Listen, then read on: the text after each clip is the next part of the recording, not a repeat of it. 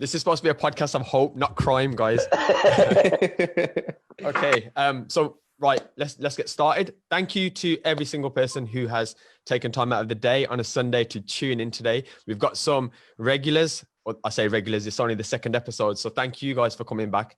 And we've also got some new people as well. So because we have some new people watching this, I think it's important, and apologies to people that's probably heard this many times, just to go over what Find Your Voice is. So I'll keep it nice and short, but Find Your Voice, I hope for the people that have participated in it, whether you're a guest or you're a listener, or just somebody who just stumbled across it somehow, maybe me spamming you, it's an empowering movement, and it's a movement of hope. And it comes from hope because most of the people, the incredible people I've been so grateful to have on this show and interview, have gone through adversity that many of us will go through. And they're just regular people. And I mean that with the utmost respect, just regular people like you and I who have gone through something but persevered at the other side of it.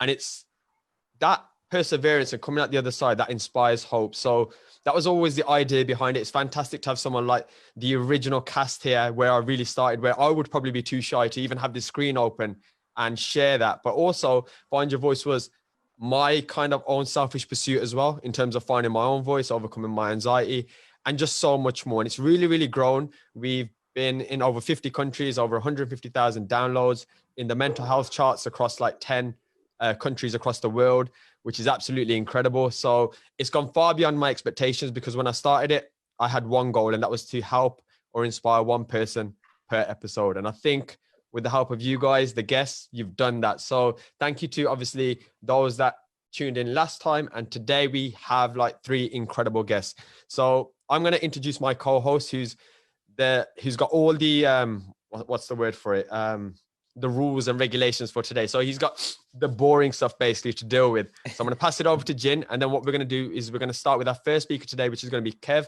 We're then going to move over to Louise, and then Josh is going to bring us home for the finale. But there'll be chances for anyone on the Zoom to ask any questions. So if you are watching this on Facebook and you're thinking, I want to ask one of these incredible speakers a question, then please do jump in on the Zoom, because unfortunately we're not going to be on Facebook answering any of the questions. So Jin, over to you. Thank you, Aaron. So as Aaron said, if you've got any questions, just join the Zoom. I'm going to leave it open, so I'll admit you into the room at any point. If you've got any questions, put them in the message box once you join Zoom. You can either answer them yourself, so I'll message you in the message box and say, do you want to come on to the show and ask that question yourself? If you're not comfortable with that and you want me to read your question out for you, that's fine as well. So whatever you feel comfortable with. We want to make this into like a live event, like you're actually there. I know lockdowns put us into our own houses and we're not allowed to go to many events at the moment, but I still want to get that feel of it. So I want us to all feel like we're at a real event. So if you do want to have a question, come on, join. We're all here together, join in the audience and come and ask a question yourself. I'm just going to go through some of the boring stuff that Aaron says. So if you can leave your cameras on, that would be great. I know some of you don't want to, but if you can, it's nice for the speakers, because then it feels like they're actually speaking to an audience rather than speaking to a black screen. If you can leave your cameras on, that'd be great. If you can't, I understand. Please stay on mute unless I ask you to ask a question and you're going to come on, then take yourself off mute and ask the question. At the end of everybody's speech, please feel free to turn yourself off mute at that point, give a round of applause, and then at the end of their speech, put yourself back onto mute again. Anything else? Got any questions? Just put them in the message box, and that's about it really. That's all the questions. That's all the questions I've got. That's everything I've got to say at the moment. We've got great speakers on, like Aaron said. A bit about me. So I'm Jin Atwal. I'm going to introduce myself at the beginning. I've known Aaron for a few years now. I was number 2 on his Find Your Voice podcast, and I think it's just a great thing he's doing, and it helps people find their voice, and people that have come over adversity in their lives and how they've turned that around and accomplished major things like the guests have tonight in their lives. It always amazes me. It's always inspiring. And that's what we're trying to do here. We're trying to inspire you by the stories these guests have to say. But also, if you're going through adversity at the moment, we want to kind of help you feel that, that there is light at the end of the tunnel, and these guests will show you they've all been through problems. That's part of life. I think many of us will go through adversity at some point. And the guests will just show you that, yeah, stuff does happen in life, but you have 2 options at that point. You can either just let that adversity knock you down, or you can get back up and try and turn that adversity around and accomplish major things in your life. And I think that's what we want to show, really. And if you know anybody that's gone through adversity, please ask them to join, because this is a great place. Like I said, I've been on the show, I've listened to guest speakers, and it's helped me a lot. Me personally, I know I've lost my dad, I've lost my sister, I've had lots of other things going on in my life, and it's the inspiring words of others that has always lifted me up and helped me turn my life around and accomplish better things.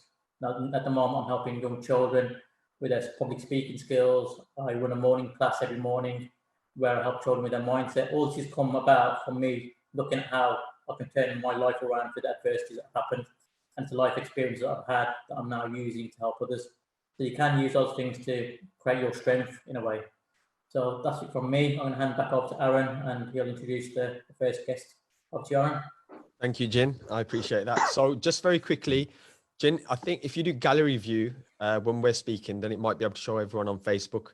I'm not sure if that will help, but obviously, yeah, we'll go straight into speaker view. So thank you for that intro. I think if anyone's not heard Jin's episode, that is episode number 2. And it's nice here because I've actually got the start of Find Your Voice. So when I started Find Your Voice, it was over like a weekend. And I've actually got the first 3 guests on this show, obviously including myself as a host. So it's nice to have the original members here.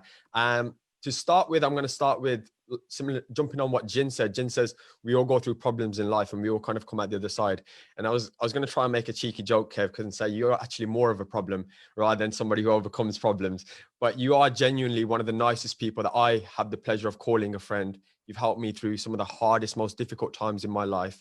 And it amazes me because while you're there picking up other people, you've been through stuff that I don't think me going through what I've been through and my strength and my courage, I don't know how I would persevere and keep going. So kudos to you for that. You know, you're one of my favorite people in the world. I think I brought you on the show more times than anyone. I should just call it the Kev show after a bit.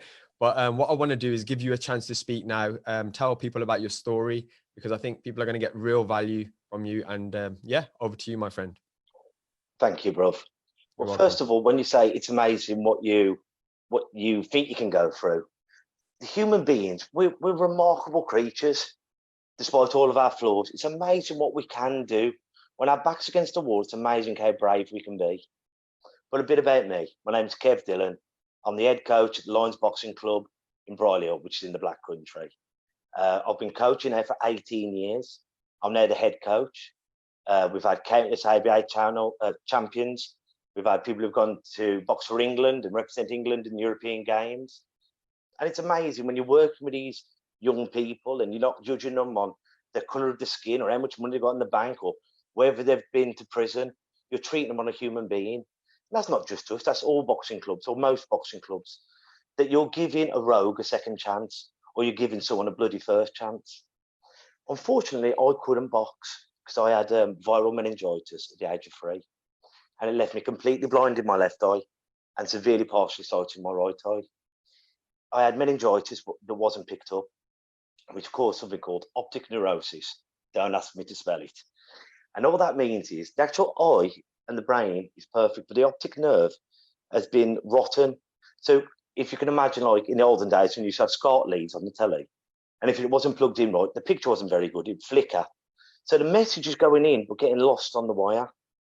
And they promised my eyesight would come back, and they promised my eyesight would come back, and it just didn't. And I think this was more devastating for my loved ones, my family, because I lost it at 3 is different to if I'd lost it at 33.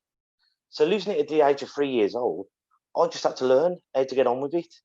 At 33, you've got to relearn how to do everything. So in a way, that's a blessing. You know, me now looking at it as a blessing. And it wasn't losing my eyes that caused me half the problems. It was disappointing when you can't do this, you can't do that. It was not my parents. My parents were wonderful. And if it wasn't for them, I wouldn't be here now. My brother, my grandparents, who I love dearly. But it was like some of the people in education who was constantly pointing out you're different. And all anyone wants to be when you're at school is normal. When you leave school, you want to be extraordinary. But at that time, you don't want to be pointed out as being different. Kevin, go and sit with your support teacher. And my support teachers, some were good, some were bloody vile. And I had every opportunity to belittle you in front of people. You fancy a girl, and they'd be going, Kevin, don't you talk to her? And they were singling you out all the time. I think that stuck with me from both of my life. But what it did do for me is made me a better coach. Because some of the greatest lessons I've had in life, not how to do it well, but not to do it as badly as that person. And that's when I remember being at school, I was a touch typist, and Mr. Dillon at the front, and he'd be writing on the blackboard. And I thought all he had to do was go, the cat sat on the mat, and I'd be typing it, but he'd go, all right, then, now it's on the board, everyone copy. And I thought, I can't do that. Or you'd be going around the classroom, and they go, Aaron, read out this. Jin, read out this. Kevin, read out this. I go, sir, I can't read. Well, don't worry, Mrs. Dillon will read it to you in front of everyone, then you read it back. And I'd kick up, and then you get into things like fighting, drinking, and worse, because it numbs the pain. Or that's what you think you should be doing. If I'm tough, no one will ever pick on me. If I'm funny, they're laughing with me. Mention your eyes, crack a joke about your eyes before anyone else does. So that becomes my mechanism. And it's not until you start growing up, you go, that didn't make me happy. And that's all I'll tell anyone who's listening on this. You've got to find what makes you happy in life. Because how many times you've gone, oh, I fancy Kate. And I go, really, you fancy Kate? You go, oh, no, I don't really fancy Kate. But that might have been what I'm married to now. And like, when you're trying to find yourself as being someone who's got a disability, and I'm sure a lot of people out there will agree with this, whether it's your eyes, your sight, eyes, hearing, legs, whatever it is, you start believing, well, why would anyone want me? Why would they want someone who's broken? And that's how it was for me for a long period of time. I'd go off with people, I'd do this, but I never thought I'd be husband material, because I never felt good enough to be that. All it was my eyes. That's all that was wrong with me, my eyes. And very ugly bugger with big ears. And then when you get older, you start to realise, and you work in boxing clubs, drinking in the pub, you look around and you go, everyone's broken here. My dad left. I've got a lisp. I don't hear. I'm fat. I'm skinny. And then you look around and you go, mine's a bit more obvious. Like if you walk with a limp, you see it first. But when you look around, everyone's broken. And once you get that into your head, you don't feel so alone. And I think when you feel alone, like we're from a different generation. Our generation is now talking. But there's been generations of people, especially us blokes, who don't want to talk. So I think this is wonderful what you're doing on these platforms and giving people a talk. And it was thanks to this, and I was interviewed by Hart of England, and it was the first time I'd ever talked publicly. It was like the elephant in the room. We know Kev ain't got very good eyes, but we don't know how bad. So I got interviewed and we talked about boxing. And then Aaron had just started this off, and I did this first episode. Then I was invited, and that gave me the courage, because I was talking about having anxiety attacks, panic attacks, PTSD, and all these things. I'd have told Aaron on the phone, but I was never talking about it, because I thought, I'm going to look weak. How the hell does that make you weak? For feeling? It just makes you more human. And if someone is going to take the mickey out of you for being open, don't have them in your life. Delete them off social media. Don't see them down the pub. Cut them out. Because that's a poison that gets into your skin, into your blood. And that's something you can't be living with. But then I was invited to go onto a radio station. I won't name it, because quite frankly, it wasn't very good. And they had me on, and they got me to go all the way to London with me and Nick Davis. And we went on, and I'd be talking about my eyes. And they were so rude. They were so determined to let everyone hear them. And I thought, once again, I can do this better. I've had this experience, and I thought, I can do this better. So me, Aaron Jew, Craig Pinches, Lee Cadman started up our own podcast about men's mental health, and that's expanded onto mental health, to adversity, to all these things.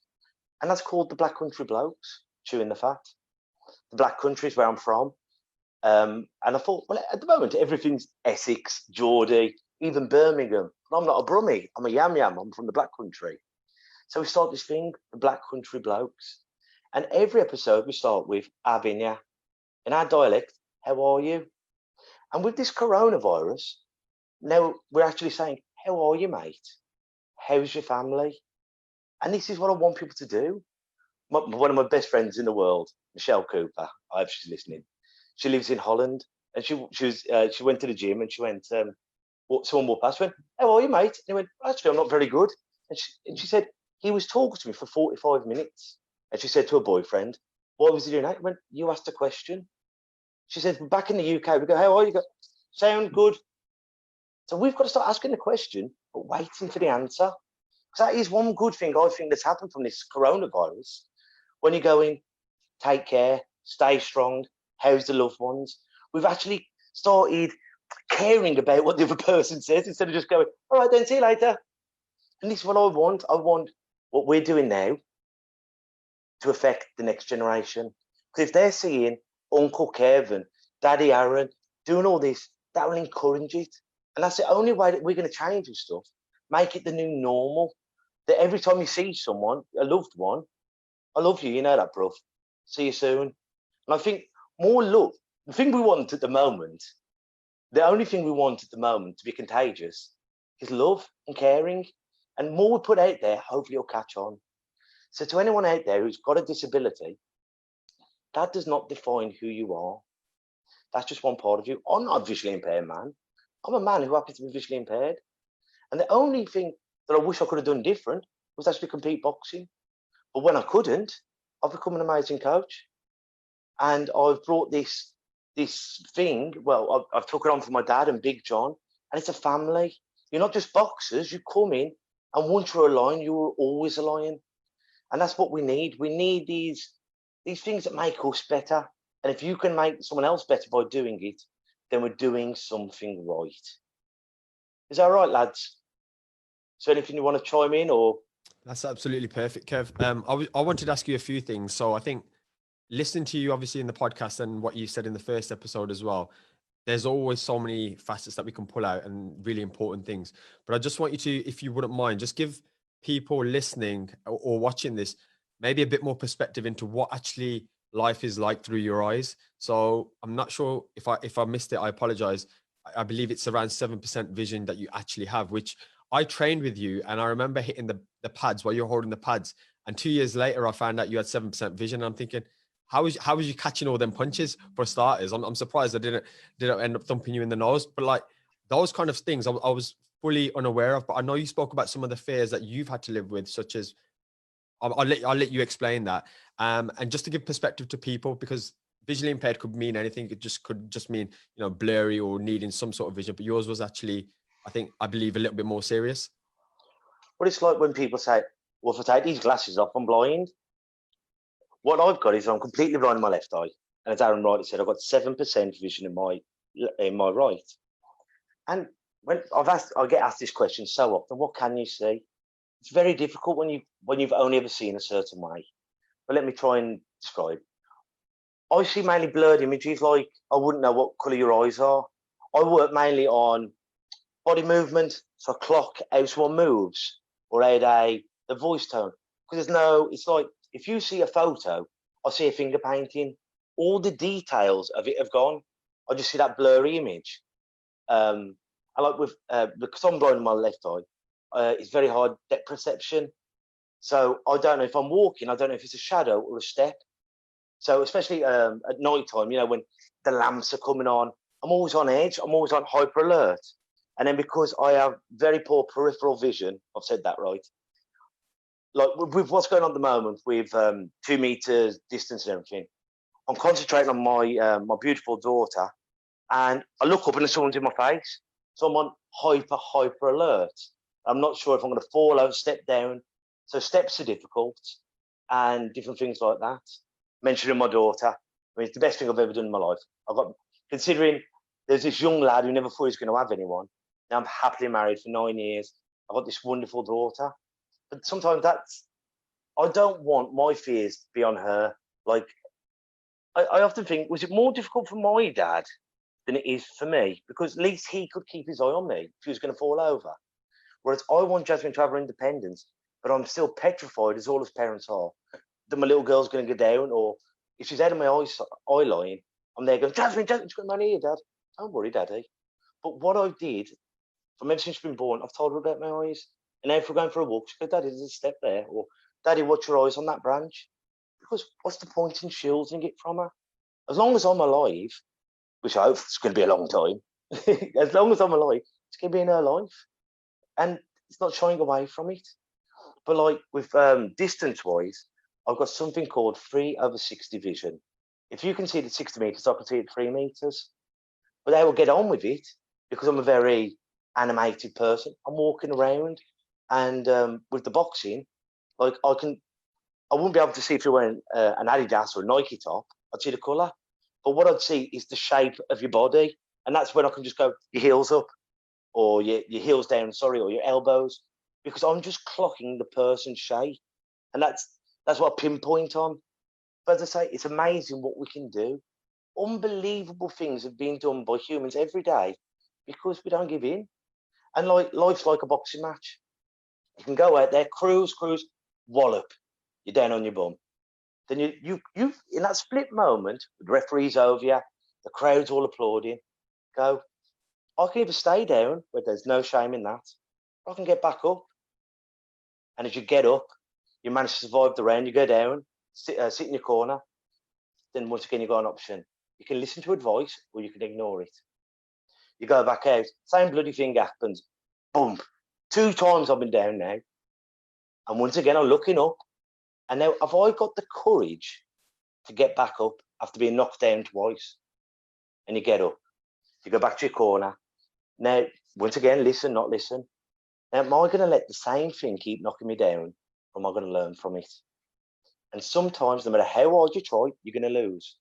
But let me tell you a little secret here, gang. There's nothing wrong with losing. You've got to accept it and move on from it. Because should I have listened to that advice? Should I have ignored it? Hang on. That person was trying to do the best for you. Don't put blame into the equation. Accept it. Because every time a teacher said to me, a bad teacher, don't do that, Kevin, because you'll fall over. And I said, so what, sir? I'll get back up. Don't be frightened of falling. Don't be frightened of losing. It's just a part of the journey, gang. As I said, I've learned some of the greatest lessons I've had by seeing how not to do it. And if you keep getting it wrong, eventually, if you try hard enough and are willing to change little things to big things, you will get there. And that will be your victory. I love that. Anything, Aaron or Jin? Anyone want to say anything? I'm just going to pass it over to Jin. We've got a few questions, if that's okay. Of course. Yeah, so I've got a few questions. So I've got one from Sunita, and Sunita asks, do you feel you have ever missed out on opportunities that you know you could fulfill, but others have judged based on your visual impairment? And if so, how did you feel? Of course. I mean, blooming heck. When I was I've always sparred, even on the blind book, and I'd give someone a flogging in sparring, and then he would go and box and win. And these were some of my best friends who I truly and utterly love. Really broke my heart. Not because they were succeeding, but I wasn't allowed to have the chance. And it's only been recently that I've ever wanted to drive, because like all my mates are driving. I've always had to just jump in my mate's car or something. But recently, with my little girl, and like with the weather as it's been in the UK, I can't just throw her in the car. And if it looks like it's rain, don't worry, Jesse, we'll jump in the car. And it's these little things. But I have got the right to feel down, but it ain't going to change nothing. Worrying is like riding a rocking horse. I can do it all night. I ain't getting nowhere. And being bitter with someone else's successes or victories, that's not making my life better. But I have got the right to feel down from it. But that's where I've got to understand. Feel down, move on from it, accept it. We're all handed certain cards in life, but it's up to us how we play them. Thanks, Kev. I've got another question. It's actually from my wife, but it's exactly the question I was going to ask you, actually. So they say when you lose one of your senses, for example, your sight, your other senses seem to increase. So if you're hearing and you smell, is that true? And also, has it helped you in other ways? So has it created other strengths within you that you feel that you wouldn't have had if you did have full vision? Sense-wise, my wife always laughs at this because I've got massive ears, but I can't hear very well. I can't smell very good. She'll say, go and get the washing at the tumble dryer, and I can't tell if it's dry or wet. I just think it's cold. What it has given me is empathy and understanding. I've got the courage from my family, but sense-wise, I don't think it has. But it's given me great gifts for empathy, understanding. And something I meant to say earlier, it's given me, no, the circumstances have given me courage. The love from my family have given me courage. Because someone once said to me, goes, what would you rather have, confidence or courage? And when confidence is a mask I wear, I look the part. Courage is the sword that I use. Because the difference between a coward and a hero, they both have the same amount of fear in them, I promise you that, but one does it anyway. And it's by having that courage that's got me through life. I have to take a deep breath in and walk through the door. Because you can have all the senses, you can have all the money, all the finance, unless you've got that courage, you ain't getting nowhere. Thanks, Kev. You really are really inspiring, and how you overcome things is amazing. Got one last question from Rima. So she asked, do you have a quote that you live by? Oh, what's a quote? Yeah, do you have a quote you live by? My mom, best mom in the world, apart from and my wife, two best moms in the world. And when I was getting down, I'd get down and I'd think, no woman's ever going to like me, or these kids are being mean to me. And she always would say, Kevin, you're as good as anyone and better than most. And that's got me through life. I'm as good as anyone and better than most. Thanks, Kev. If everybody can turn their mics off, I can do it for you, actually. Okay. I'd like to give a round of applause to Kev, because that was amazing. Thank you, Kev. Oh, thank you.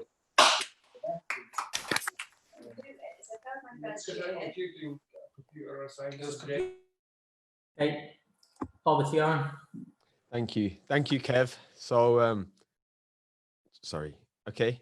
Yep. Thank you, Kev. So I definitely urge people to obviously follow Kev after this. I think some of the words of wisdom that he says on the Black Country Blokes, he's somebody who can definitely talk for ages. But what you'll find is he's not just speaking for the sake of speaking. He's always saying something that's making me nod my head or change my own perspective on life. And I think I'm so fortunate to have people around me who have been through so much adversity, because my natural nature, as many of you here, is to be very, very lazy. But then when I see the Kevs in my world, or the Jins or the Joshes who's going to speak later, I almost instantly have to snap out of it, because I'm thinking, you've got no excuse here to be, making up in terms of why you can't get somewhere. So he's a truly inspiring person. That's just some of what he was saying. And I hope from that you've all gathered why he's such a special human being, because his perspective on life is incredible. He's somebody who practices what he preaches in terms of love and stuff. So thank you, Kev, for that. I knew it'd be a blast. And just quickly as well, just to say how amazing that is as well. He doesn't plan this, so he just speaks off a cuff. Obviously, he can't prep it as well. So that's a gift I need to learn myself, because I have notes all scattered around here while I'm speaking.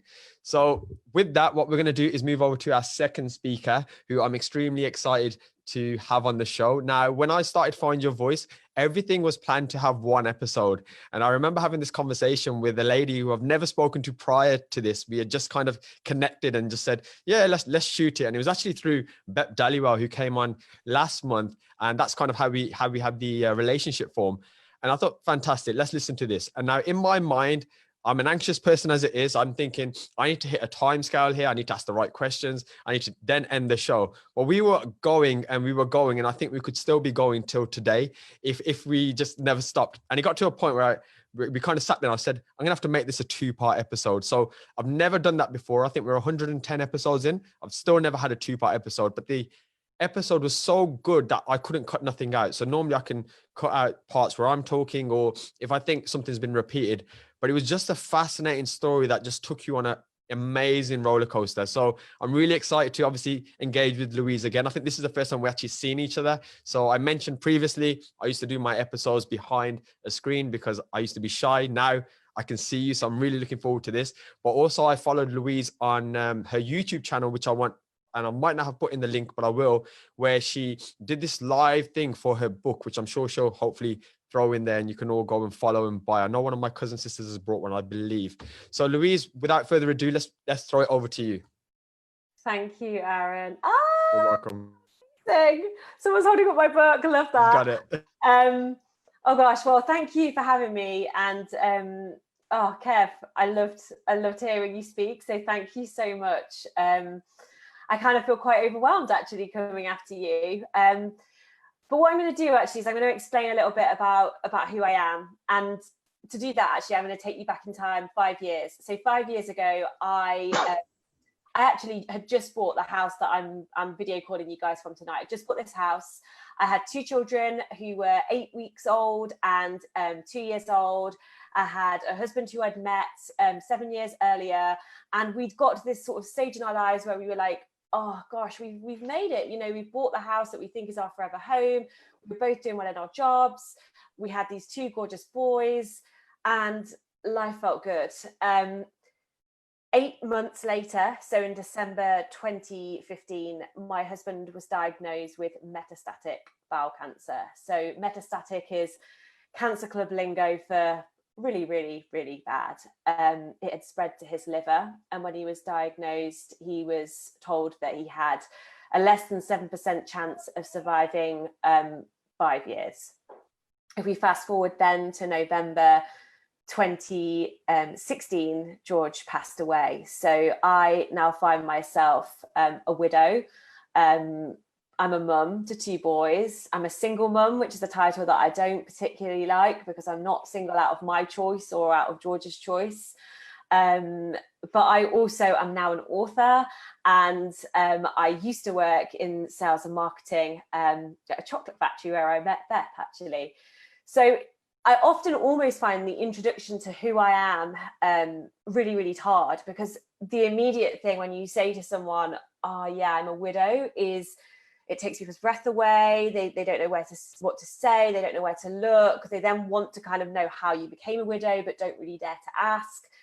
So it's been a very, very strange turn of events, I suppose, that's kind of happened to me and unfolded around me in my life. And actually, what happened when George died was truly remarkable and really, really beautiful. And so beautiful, it led me to have a 2-episode podcast with Aaron, but also to write the book, which I've already seen held up tonight. So this is my book, Hope is Coming.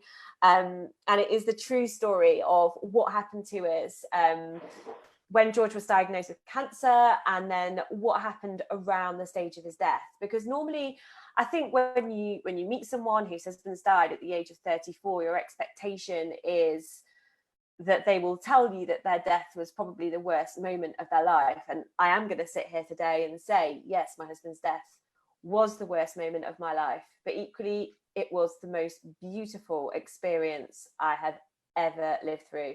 And I think that's the bit that makes my story a little bit different, because we found this remarkable peace and joy and supernatural synchronicity in the last few weeks of George's life that led us both into a relationship with God and led us to a place of acceptance. So there was so much actually of what Kev was talking about around accepting what's happening and then making a choice.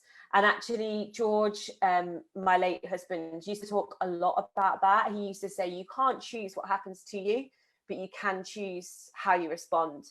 And we live this kind of cancer journey in this frame of mind, to be honest. So when George was initially diagnosed, he knew that he had this 7% chance of surviving more than 5 years. But he sat me down and he said to me, I've got a 7% chance of surviving. But if we put 100 people right now in a room and you had to pick 7 people who were going to survive, I know I'd be in that 7, and know that would be one of those. I know that I would be one of those people that you choose. And I think actually positive mental attitude could have cured cancer. My husband would still be here and he'd be the person sitting here speaking to you guys tonight. But sadly, positive mental attitude isn't always enough when it comes to diseases such as cancer. And what happened was George did decline. He declined quite quickly, actually, after some surgeries to his liver. And he then found himself in this place where he knew that actually death was coming and there was nothing we can do about it, which is a part of our story, which is as hideous as you think it would be, in terms of knowing that the person that you love more than anything in the world is going to die and is going to leave you to raise the children that you've just had together on your own, and is not going to be able to parent with you. And it was a really, really horrible, scary, fear-filled time.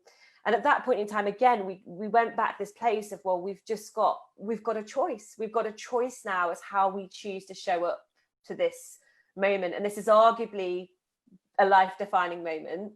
And there was nothing that we could do in that moment. There wasn't, we couldn't buy ourselves out of the problem. We couldn't talk ourselves out of the problem. All we could do was choose our mindset over the problem.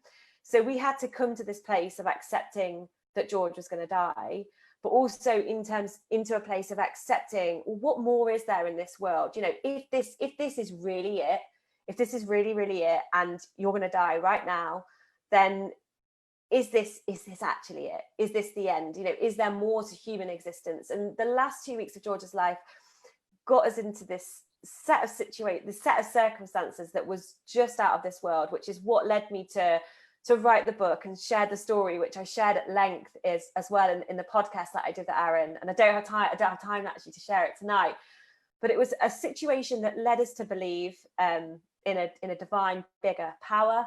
And for me to then be able to move into the season of being a widow, and having this label of, my husband's died and I'm 33 years old and I've got 2 kids to raise by myself, with a level of acceptance, with a level of hope, and with a heart full of love. So our story really is a story of grief, and a lot of grief, and a lot of and I don't want to sugarcoat that part, because I'm often, when I say, you have a choice, and we choose that we were going to be accepting of this, and we were going to make sure that this was something good in our lives, not something bad. When it comes to the death of someone that you love so much, there's always an element of this acceptance around, also, this is a desperately sad situation that's unfolded. So what we've been through is this life-defining moment that's led us into a place of acceptance, through this place of choosing that actually that's what we had to do. But equally, that in itself has given me the courage, I suppose, to move forwards and I suppose keep going for my 2 little boys, who should be asleep upstairs but have just spoken to me under the monitors. So yeah, I lost my way slightly there in the middle, because one of my little boys did actually just start speaking to me. I don't know if you heard that or not. We did, Louise. But it's fine. Obviously, I think you mentioned it, and I wish we could actually extend this to 2 hours or 3 hours, or however long it takes to do your story justice. But not to make this anything about myself, but many people in this Zoom here, or just watching this, we've all gone through some level of where we've suffered grief, and we've lost someone who we love so dearly, to the point that I can't even explain it. Like, you absolutely just feel broke. Like, there is no words that I can articulate that level of pain. And I sometimes watch you, and I see you on Instagram, and you're out with your boys, and you're doing stuff, and then you're an author. And I was so happy to watch that live stream when you first announced that. I was like really proud of you. Like, I know we've only met over this, but I just felt so compelled to kind of support you on that. But I'm quite early in the stage of, say, for instance, grief. We've just had a loss, and watching you and seeing people like this, it really does inspire hope. And I love that. And I think I've used the word hope so much since you've pretty much made that your book, and you've always said that. And this is, again, one of the main reasons I want people like yourself on this platform here, to let people know that you can still go out there and still somehow get on through your life. And it comes around through acceptance. And I think we mentioned it on the podcast, actually, that I'm not a religious person. So when you were explaining this divine thing, I was happy for you, and I was so glad that you had something almost to grasp onto and hold. But then I was like, I don't have that. Like, I don't have that. So I'm not even sure there's a question. I mean, I'm just responding back. But maybe for somebody who's similar to myself, anything you could advise where we don't necessarily, or we haven't had that experience that you've had, and it's an incredible experience. So I definitely urge people to read about that in your book. But anything for anyone else maybe who hasn't experienced that? Yeah, I mean, to be honest, if I take you back to this person that I was 5 years ago, I was the last person that would have ever had a spiritual relationship. I didn't think that God was real. I didn't think that there was more to life than really what meets the eye. I thought kind of, human existence, what you saw was what you got. So I think in terms of this, for people that don't have it, what I would say is, it's not something you can force. It's not something you can just go out and say one day, oh, I'm gonna go and get that now. That's what I've decided. That's what I'm going to do. But equally, if you do decide that is something that you are interested in, it is something that you can go after and you can find. But what I would say is you have to really, really want it. And that sounds really sort of, there's a lot of tension in that, in terms of like, me saying you can't just have it, you have to really, really want it. And I do truly think that's the case. Talking to lots of people, regardless of their faith, of people who've come to faith, they'll often talk about maybe they've grown up in families that have a sort of practicing faith that's more sort of part of their culture and part of their way of life than actually like a relationship that they live on a daily basis. And I think when you get to the point where you're backed in the corner, and I'm going to use the analogy of a boxing ring because there seems to be some boxers on here tonight, even though I'm not a boxer.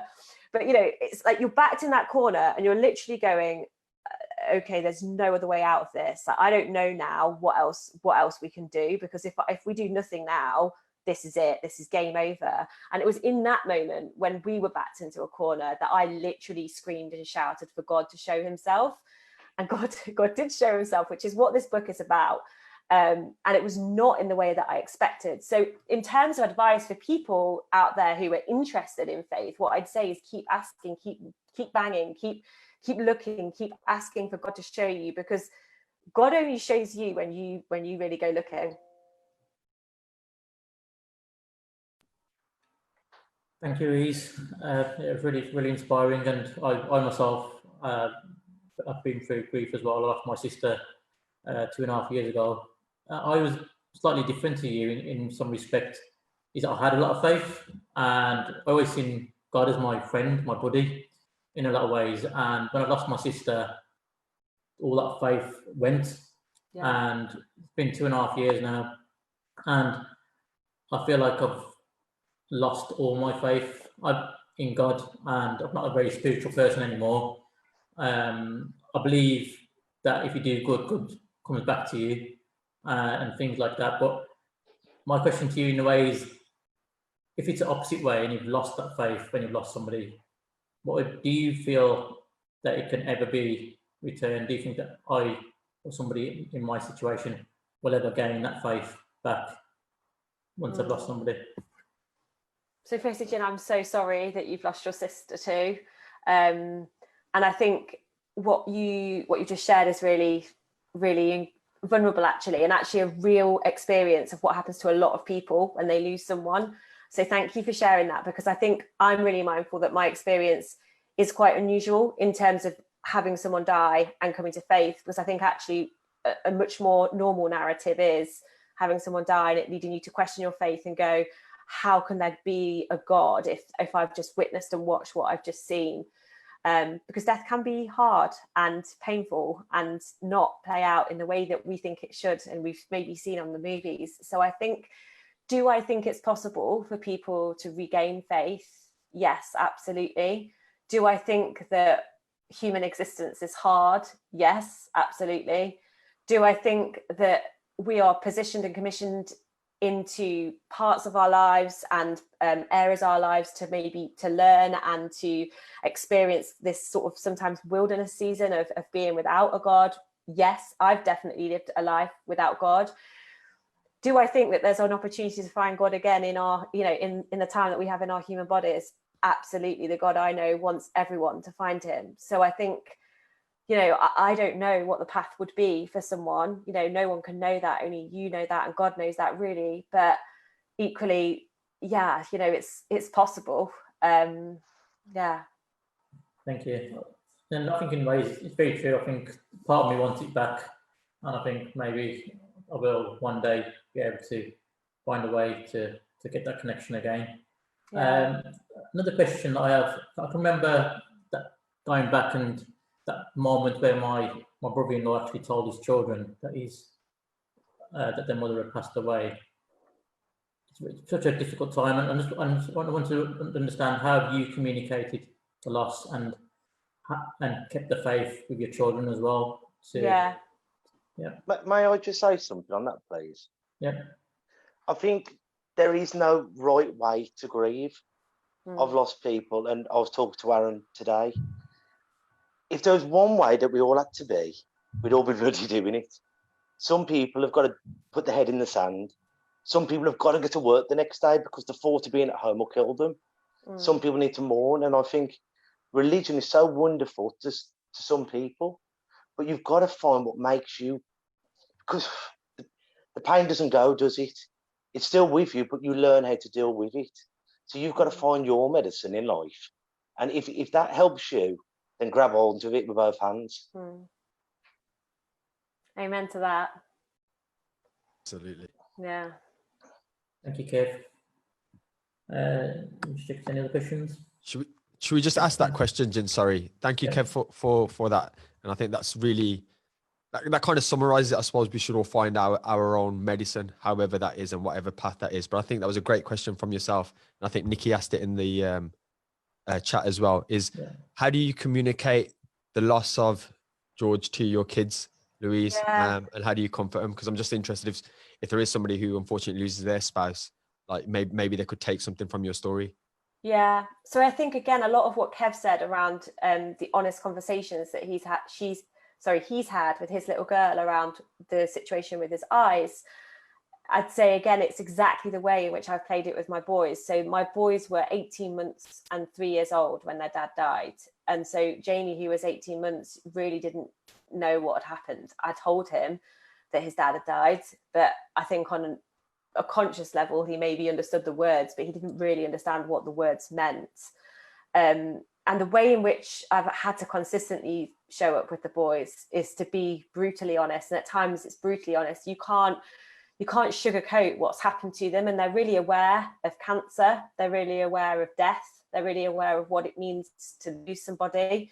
And we talk about that a lot. And one of the mantras that we have in our house is we talk about being sad, but choosing happy. So honouring what has been and how sad it is that they're growing up without their dad, but then also finding something in that day to be thankful for, to make us feel light and happy in that day that we're in. So in all honesty, the only way to speak to children is in honest conversations, and it is using the words that often people don't like to say, like death and dying, and not saying things like they've gone to sleep, and having to explain, logically and literally how cancer works in somebody's body. That's the only way to really talk to young children. Thank you. Bindi, I think Bindi's got a question. Bindi, would you like to ask a question yourself, or would you like me to ask for you? Okay. So Bindi, who's also recently lost a brother, she's still got faith in God, but she wants to ask the question: what would you say to somebody if they said, if there was a God, there'd be no sadness around? That's a brilliant question. I think what I'd say is that my experience from my relationship with God, and I can only speak from my own personal experience, right, is that, it hasn't been a happy relationship at times. It has been sad. And then when I look to, religious scriptures, and for me, I read the Bible and I look at Bible stories, there's a lot of sadness and there's a lot of pain and there's a lot of hurt in the human stories that unfold in that book. And I don't think that life is easy. And I think obviously the stories of the people, even that Aaron's had on his podcast, are kind of witness to that. And I think sometimes it takes these big, remarkable moments in your life to kind of sit up and go, gosh, what is it that's important to me? And what do I want to hold on to? What's the medicine, as Kev said? So yeah, I think, is there suffering in life? Yes. Does God want us to suffer? No. But does God want us to learn? Does God want us to change? Does God want us to be, faithful to him? Yes. So yeah, it's a really good question.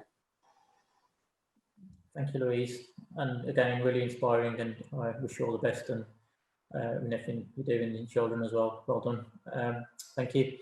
I'll hand it back over to Aaron. Sorry, just give you a round of applause. Everybody give a round of applause to Louise, please. Thank you. Thank you, Louise. Louise, thank you. Thank you so much. So again, like I said, I strongly, strongly urge people to obviously, if you don't want to listen to that episode, please do check out her book.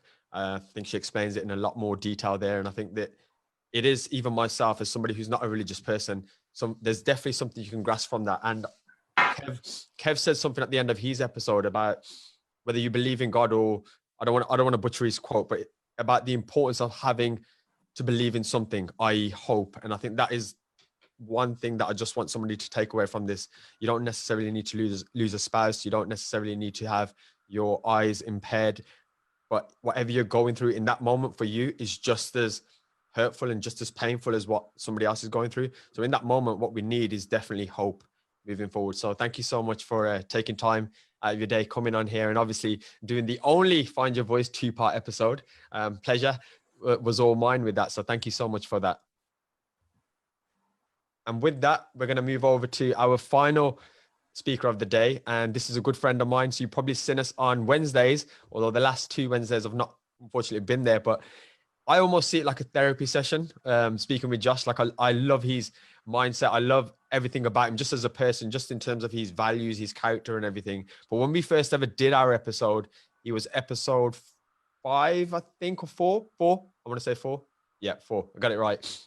It was actually a relationship that we never really had. And I think the relationship started forming after that. And I remember hearing his story and just thinking, this person doesn't know how remarkable he is. And I still kind of feel he's a little bit like that now, where when he'll say his story and it's just so blasé in terms of, yeah, I've done this. I'm thinking, mate, this is incredible because there's so many lessons you can just take from this at such a young age as well. So he's probably the youngest speaker we'll have on this show in terms of from Find Your Voice perspective. But I want to pass it over to Josh because I think his story is fantastic. He's also got his own podcast and stuff.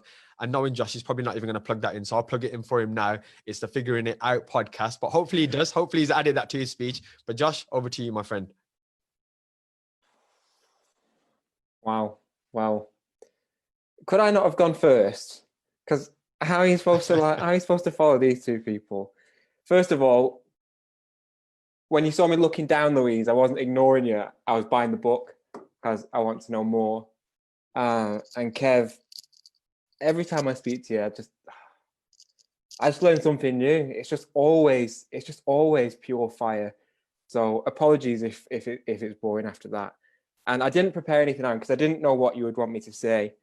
And I think I've got the vibe. And I'm going to start by just telling a little bit of the story that I told Aaron on our podcast episode. I am Josh. I am 25 years old now, and I'm now a physiotherapist, and I work to help children overcome difficulties, and I work with some athletes and some little bits and bats like that. But that wasn't always me. I'm going to take you back to just about secondary school because we don't have that much time. And I never wanted to be any of the things that I am now.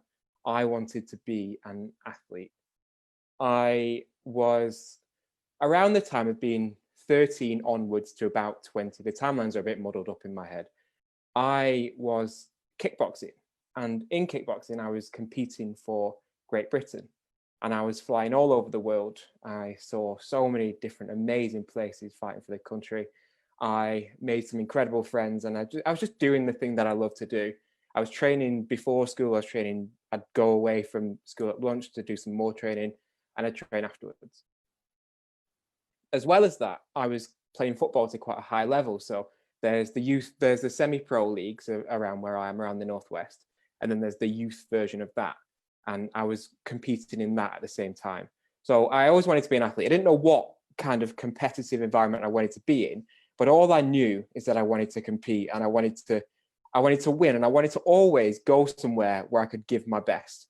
So I was doing that a lot, and I got about, under different organizations, I won a few world titles, I won a few European titles, I beat some people that I probably never had the right to beat, but I did. And I think it was probably just hard work and a lot of luck that I did. And yeah, so the Olympic organization that do Taekwondo at the time were kind of stealing kickboxers to go over to their organization. And I kind of thought, that's my chance to be an Olympic champion. I'd made a promise to my stepdad at the time as well that I would be an Olympic athlete. I broke that promise, but you'll find out why. So I thought, yes, this is my chance. At the same time, I was in college at this time. I'd gone through school and I'd done quite well in my GCSEs. And at this time, everything started to go a little bit wrong in my life. Sorry, I'm summarizing this story because it's really long. Everything started to go a bit wrong. I had a friend I don't have that many friends. I've got lots of acquaintances, but I don't have that many people I hold dear. One of the friends that I had, I'd been through reception, and I'd known him the longest period of anybody I'd known in my life. All of a sudden, he died of meningitis. He went home from college. He was absolutely fine. He went home and he had a headache and felt like he had a cold. And the next day I got a phone call. He was dead. And that started to turn my whole world upside down. And I know there's been a lot of stories of loss, and it doesn't compare to the loss of other people on this. But to me, at that time, that was the first time I'd experienced loss, and everything just toppled upside down. I remember I was driving from my house to my nan's house to see her, and because she had just been diagnosed with Alzheimer's around the same time, and she needed somebody to help care, so I was going around to help. And I remember getting the phone call and having the phone on loudspeaker next to me, and all of a sudden I just stopped driving the car. I was just in the middle of the road and the car just stopped, and I couldn't drive the car. I had to phone my mum and say, please, will you come and drive my car? I can't drive it. I don't know why. My legs won't work. I can't drive this car. So she picked it up, took me to my nan's, and I just remember lying on the floor, broke down crying. I told her why. I went back into college, and at the same time, the pressure had started to pile on because I was caring for my nan. I was still competing at a really high level. And all of these things that I'd loved had started to not be something that I loved, but started to be something that I had to do. And I found myself one day in college, I was sat there talking to me, I was under the table, just clutching my stomach in agony. And I thought there was a problem with my stomach. I thought, oh, there's something seriously wrong with my health here. Turns out I just started to get this, it was an anxiety attack. And I went to the doctors and they said, oh, it's just anxiety, it'll pass. And it did. But after that came a cascade of events that just led me down this spiral. And I ended up with tonsillitis. And tonsillitis, everybody tends to have it, but I had it 16 times in a row. And alongside this, I developed what are called quinces. And if anybody is of a medical background, they could probably explain this a little better than I can. But they are abscesses which sit behind your tonsils. And within those is a fluid that when they burst, you end up with sepsis. So I had 4 instances taken out, and it took me 18 months to recover because my body had taken such a beating from these illnesses that I'd had that I'd ended up with what's called post-viral fatigue syndrome, which was previously called ME. So yeah, I spent probably 18 months on the sofa or on the bed. And when I first got home from the hospital and I first had my tonsils out and I recovered, I was so weak that I had to get my stepdad to link me over his shoulder and help me to get from my bed to the sofa downstairs because I just didn't have the strength to do it myself. And all of this time, all of the rest of the world was passing me by. I'd lost my chance to go to the Olympics. I'd lost my place in the semi-pro team. I couldn't do my A-levels anymore. I'd lost the job that I was doing. Oh, and I forgot to say that I was starting to break into the acting world at the same time because the BBC had just started to move up to where I am. And they were looking, I think they were looking for people of a different colour because there weren't that many on the telly at the time. And I was kind of capitalising on that. So all of these things had just gone. At the same time that all these things just gone, I was feeling a bit sorry for myself.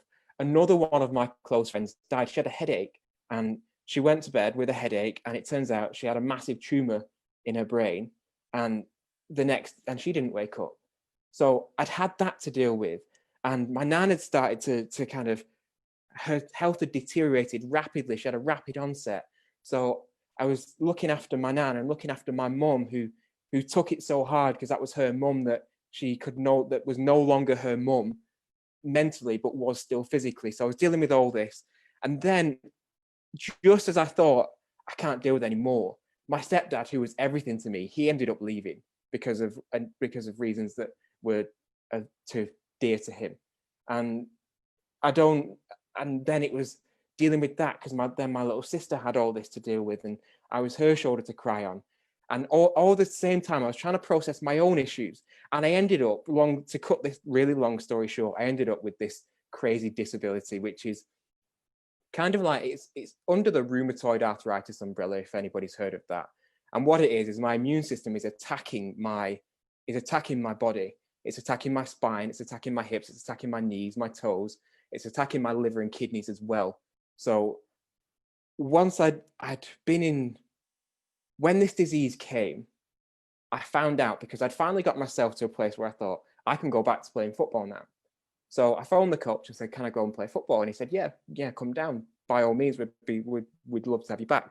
So I went and I started running, and then my knee started to hurt. And I thought, probably because I've not moved off the sofa for 2 years, like, this is pretty normal. But it's the next day, it ballooned up, couldn't put my trousers on. Went to the doctors, it's probably because you've not ran on it. This process went on for probably about 2 years. And within that 2 years, everything else started to hurt. I reached a point where I was about 22 years old, where there was a day, or multiple days actually, where I could no longer, for the pain I was in, use any of the joints below the middle of my back, because I just couldn't put weight through them. They hurt too much, and I couldn't move them because they were too stiff. So I'd gone from competing for Great Britain and an Olympic athlete hopeful to somebody who I couldn't use my legs. So I had to just crawl with my hands from the bed to the bathroom to go for a wee. And ever since then, my body's been on this cycle of attacking itself constantly. So I've had to learn to readjust to get to a place where I am now, where I can still be fit and healthy and lead a normal life. And it took me down a path of trying to help people. So alongside all of this that was going on, my nan had her physio because she had a fall. And this physio was the only person that had the time and the understanding to sit down and talk to myself and my mum about what was going on and what was likely to happen. She was the only person to have one of those honest conversations that, as Louise and Kev have said, are so important. So I kind of thought, well, my days of being an actor, a fighter, a footballer, they're all gone now. So what can I do? And I was going to be a doctor. And as I saw this physio, I thought, that's for me. So I then went and did my experience, and I trained to be a physio. And now I have this amazing life where I get to help everybody else achieve the things that they really, really. Some of the experiences that I've had, and apologies, Aaron, I've had to miss quite a few of them out. I get to apply those and bring other people to a better place. I love that. I just want to say, I've been taking notes, obviously, through all the people that's speaking, but Josh, when you're like, just across certain organizations, we're going back to my notes, and you're like, I just picked up a few world championships, mate. This is your time to shine. This is where I want you to believe how amazing some of the stuff that you've actually achieved in life at such a grand, like, young age. I mean, that's stuff people aspire to do. But we had a conversation, and I think we were out, it was you, me, and it was actually my younger brother at the time. And for me, when I hear stories like that, it breaks my heart. It's almost like something you see on the TV, and you're like, it's almost like God. If we use God as an analogy, he's given you everything. He's given you the gift of everything. Obviously, you've put the work in and everything with that to be amazing athlete all around, football, kickboxing, taekwondo, whatever you want to call it. And then all of a sudden, just like that, he's just taking it away. That is so difficult when it's by you not doing something that's actually your fault, if that makes sense. So it's not like you went on the piss and then, you fell over and you broke your back. It's just literally been taken away from you.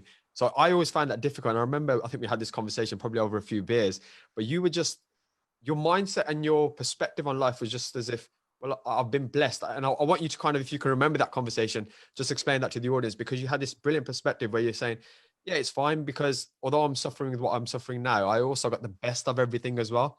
Hopefully you remember that conversation, and we weren't too far into the night. If you could just 100%. And it is very much a conversation that I have to have with myself regularly. And the people I sometimes tell this story. Often it's after a beer because I don't like to tell the story because I find it a bit miserable, the story to tell people. But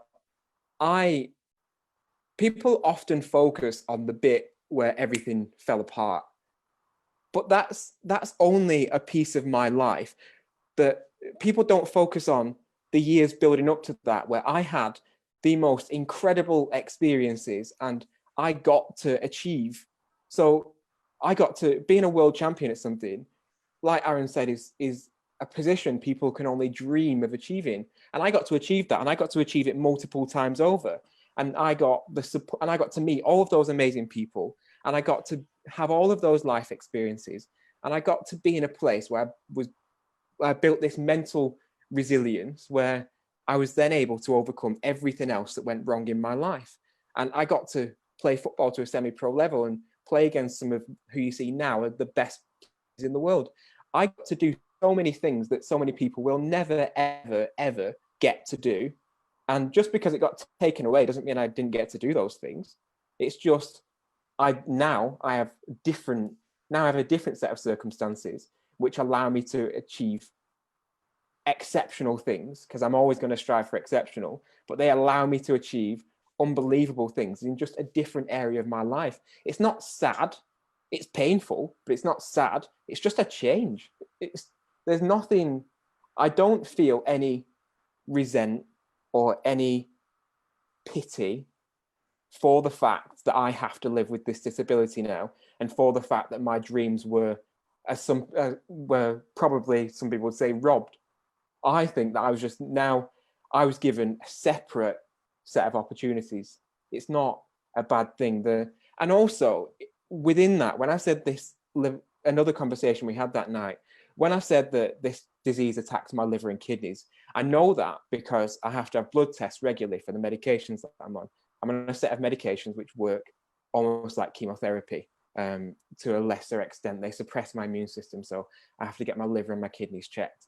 And since I've had this disease, my kidneys have been falling at a steady rate of 5% per year, and they're not, well, 4.8%. And last year they slowed down, but before that they weren't slowing down. So it was almost like I had this timer. I could count down to when would be another bad period in my life. So that gave me X amount of years where I thought, well, I've got these years where I know it's going to be good, and these years where it's likely to be bad. What can we achieve in these years? How many people can we help in those years get those things that they really want to get? And then we'll start to worry about if things might go bad. And I remember having that conversation with you on that same night, where, because it was almost like I used to have a battery on my phone, and I'd change the battery to a percentage of how many years I had left until I would be at that low point where I know I would be back in hospital a lot. Absolutely. I remember that conversation so vividly. I actually remember exactly where we were standing, and I explained it to my brother who was on my right hand side, and you kind of showed it us again in your natural demeanor, whereas, oh, well, I've got this much time left. And I've just looked at my brother, and he's a very emotional person as well. And we've literally got tears in our eyes because my heart broke for you there as a friend, as somebody who's close to me, but just generally, you are witnessing, as we pick up our phones to check our messages, you're witnessing how much life you have left. And that is, again, it's so difficult to comprehend, but this is one of the reasons where being your friend and having you in my life, or being able to speak to you on a weekly basis, it instantly makes me almost live like, my time's running out as well. And I mean this was with respect, what a beautiful gift that could be if we all had that on our phones every single day as a reminder to say, well, you've only got X amount of days now, so take Josh's mentality and live. And I love what you do, mate, like helping people every single day. So yeah, kudos to you, mate. You don't give yourself enough credit. Jin, I don't know if you want to go through any questions, but yeah, with that as well. I just want to say, how old are you again, Josh? 25. 25, man. You're such a young age, and there's guys at your age just complaining because they haven't got the car they want, or they're not on Instagram enough, they haven't got enough likes enough. But you're such a young guy, and what you've overcome. I totally get what you're saying, because my sister actually passed away from autoimmune disease, and one of my last conversations with her was what you say. She goes, I've got this now, and my life might be shortened, but I'm just going to deal with it. and I'm going to make the most of the life I've got. And she kind of left me this message: look at life through the lens of death. So she looked at life through the lens of death, looked backwards, and thought, what can I achieve before my time comes to an end? And I think that's what your mentality is like. And it just, everything you said amazes me. And going back to what Louise says, you can't change what happens to you. You can change how you deal with it. And I think that's your mentality exactly. You know, it's your own body, not somebody else attacking you. Your own body's attacking you, but you're just dealing with it, and you're like, yeah, okay, fine.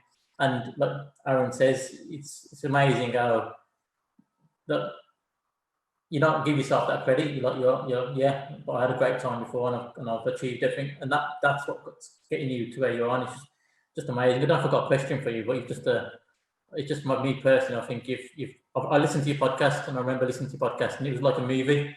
Like this guy who gets knocked down, like the boxing ring again, and he gets back up, and he achieves, and he sees something else he wants to achieve, and he really wants it, gets knocked down again and again and again, and you just keep getting back up, and you do amaze me. And I think 25 years old, you know, if I was in your position, many people in your position at 25 years old would just turn to drugs, turn to other things, because they just think, I just can't handle this. You know, it's not fair. It's not fair. They would have said them words exactly. It's not fair. Why does it keep happening to me? Whereas you've just turned it around and just helping other people. And all the guests on here, they have stuff happen in their lives, but rather than say, okay, I'm giving up, they turn it around and say, I'm going to help other people. And that's what I admire that's what I love about Aaron's show and all the guests. And that's what I love about people that can just turn their life around, and rather than just feel sorry for themselves, just go out and help others. So I've got a question for you as such, but I think you're amazing. I think there is questions. What has been... May I say something again? Go on. I think what you said then about being fair.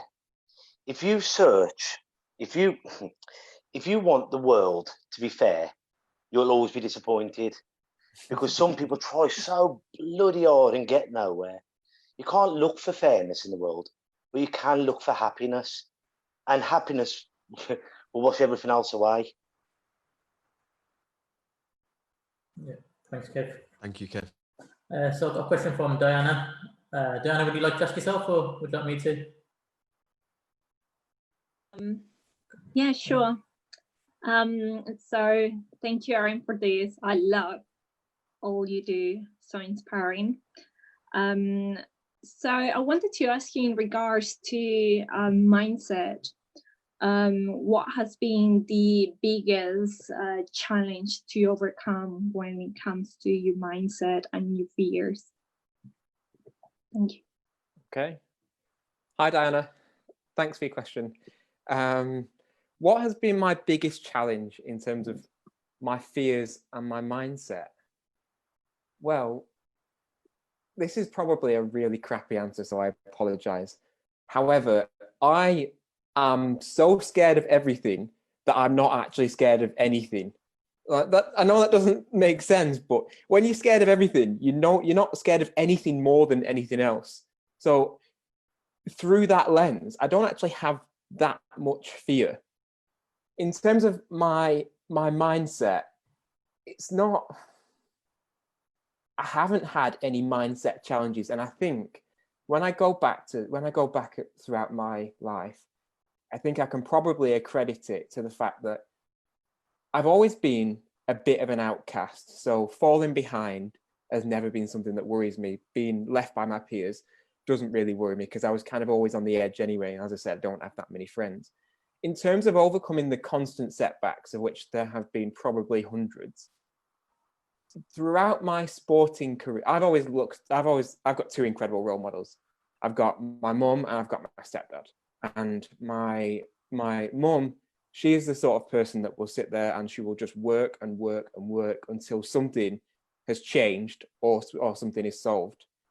And in terms of my stepdad, he was the one that took me to every event that I decided I wanted to go to, whether it was acting or football or kickboxing or something educational or boxing or karate or one of the thousands of things that I dragged him to.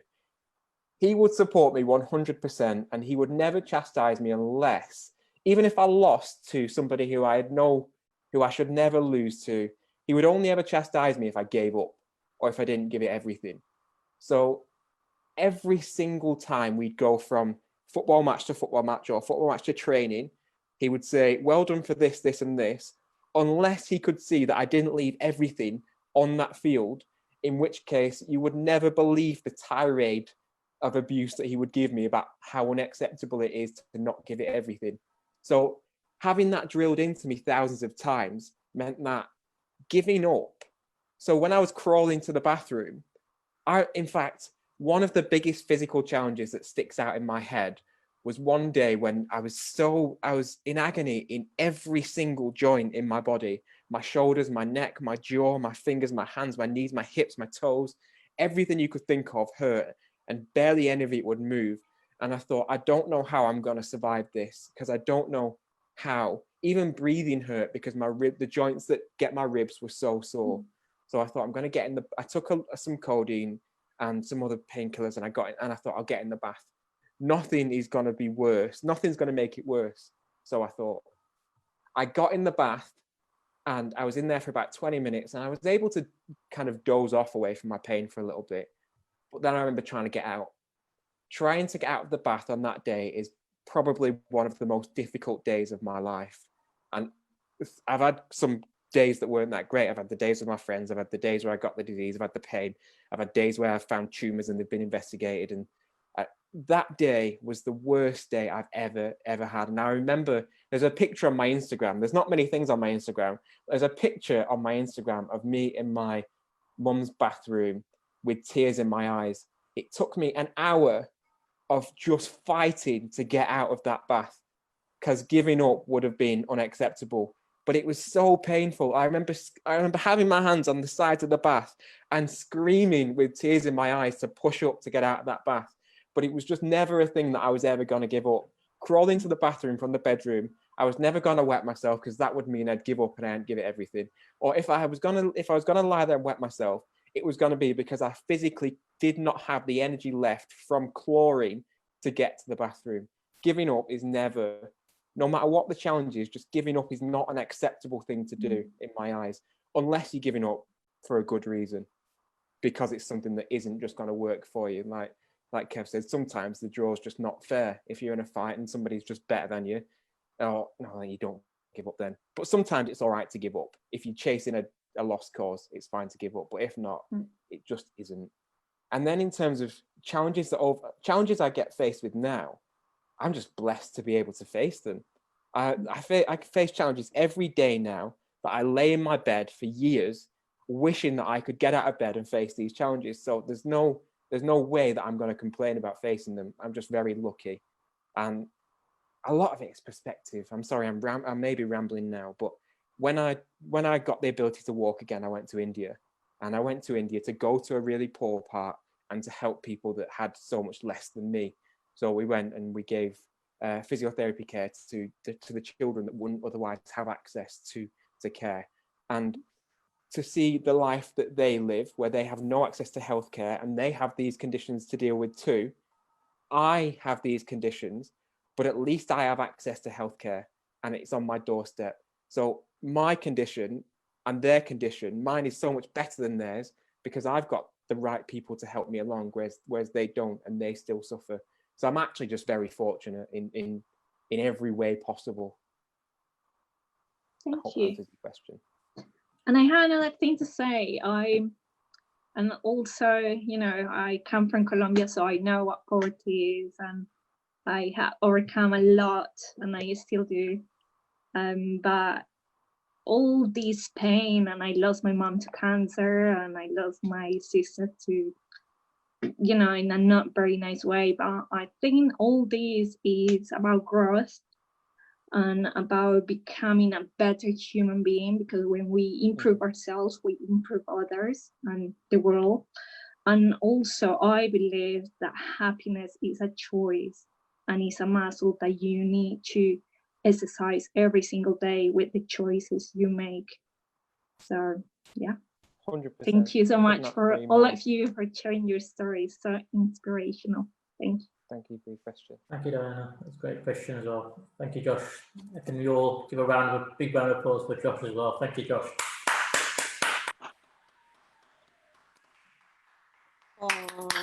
Thank you, everybody. I'll just hand you back up to Aaron. Wow.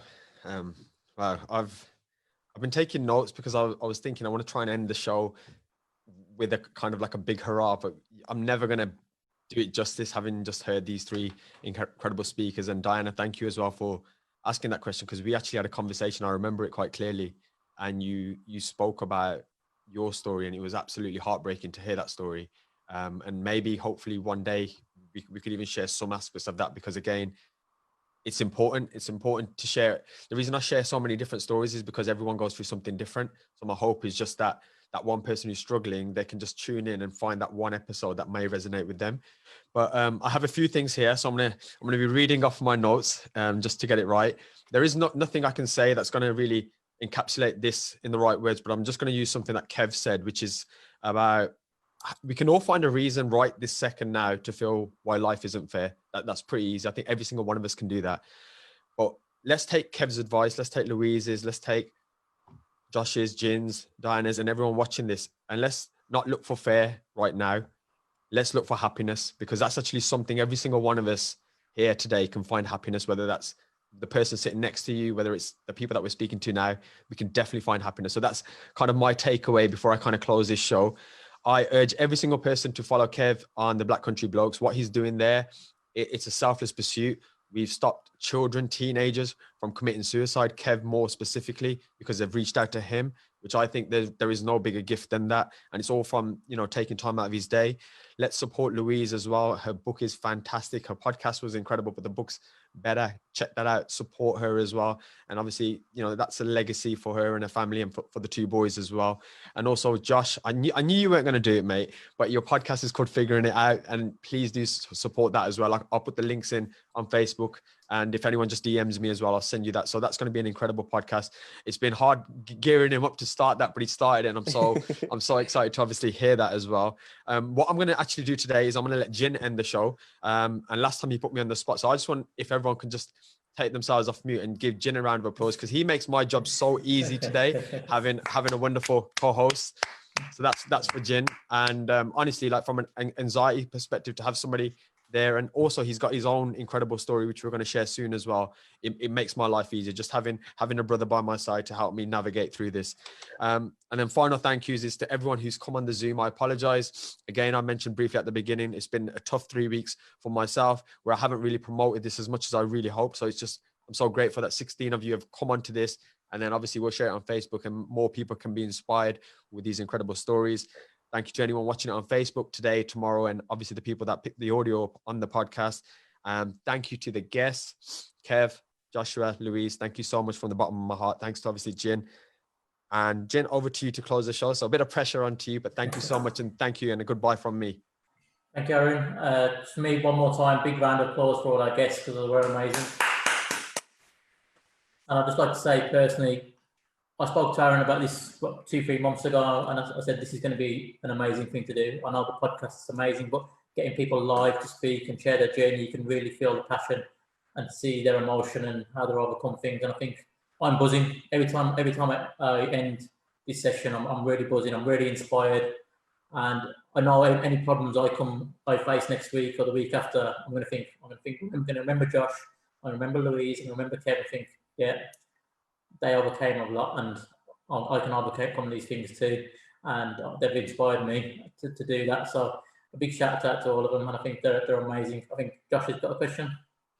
I have, yeah. I know you're ending, but I can't allow you to end without just letting you know, boys, that I think what you both aim to do is incredible.